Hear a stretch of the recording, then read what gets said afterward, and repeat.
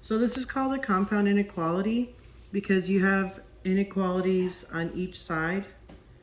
So we're going to solve for x. I like to draw lines underneath each symbol so that I know what I do in the middle, I do on the left and the right.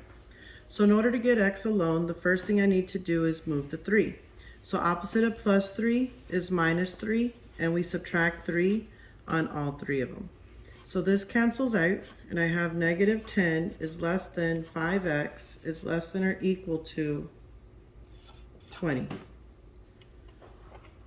Now I have 5 multiplied with x, so opposite of multiplying is to divide by 5. So all three are going to get divided by 5. So negative 10 divided by 5 is negative 2, less than x, because the 5's cancel out, less than or equal to 4. You can also write this in interval notation, which would be open parentheses negative 2, comma 4 with a bracket. The reason I use the parentheses is because there's no equal sign under the symbol, and I use a bracket on this side because there's an equal sign under the symbol. Next, we're going to graph. So I'm going to make a number line.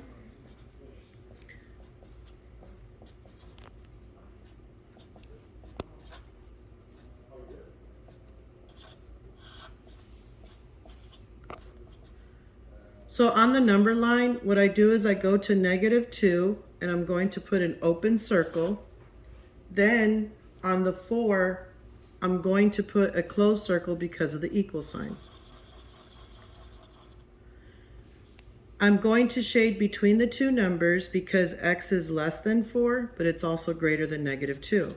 So everything in the middle gets shaded on the number line.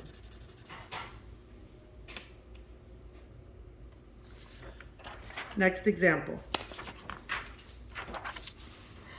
So on this one here, again, this is a compound inequality.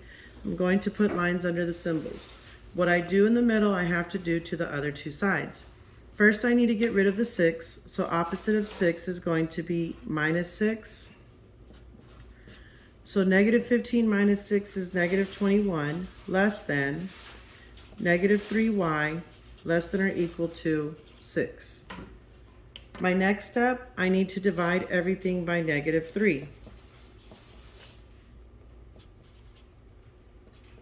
The main rule that you have to remember is when you divide all sides by a negative number, these symbols are going to flip.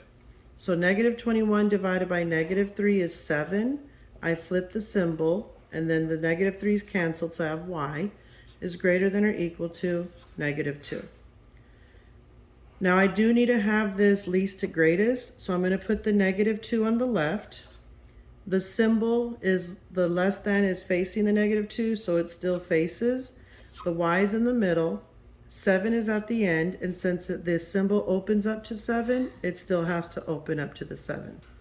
Now if you write your answer in interval notation, it's going to be a bracket negative 2 with 7 as a parentheses. Now we're going to graph on the number line.